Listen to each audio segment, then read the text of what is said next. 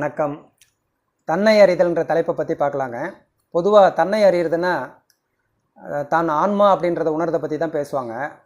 ஆனால் அதுக்கு முன்னாடி நம்ம அந்த உலகியல் வாழ்க்கையில் எல்லாருமே பார்க்க வேண்டிய விஷயம் என்னென்னா, நம்மளுடைய உண்மையான சுபாவம் என்னன்னு பார்க்கணும்.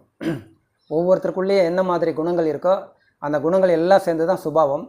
அதில் நம்மளுக்கு கோபம், பயம், பதட்டம், பகை உணர்வு, பழி வாங்கக்கூடிய எண்ணம், இப்படி எல்லா குணங்களும் சேர்ந்தது தான் நம்மளுடைய சுபாவம். அது எப்படி நமக்குள்ளே இருக்குன்னு நம்ம கவனமாக நம்மளை பார்த்தோம்னா தான் நமக்கு தெரியும். அப்படி நம்ம எப்படி பேசுகிறோம், எப்படி சிந்திக்கிறோம், எப்படி செயல்படுறோம், ஒன்றொன்றுத்தையும் கவனமாக பார்த்தோம்னா நம்மளுடைய தவறுகள் எது, சரியாக என்ன செய்கிறோம் அதெல்லாம் புரிய ஆரம்பிக்கும். அப்படியே ஒவ்வொன்றத்தையும் கவனித்து செயல்படும்போது நம்மக்கிட்ட இருக்கக்கூடிய தவறுகள் சரியாகும். அந்த தன்னை உணர்தல் ஒவ்வொருத்தருக்கும் அவசியம்.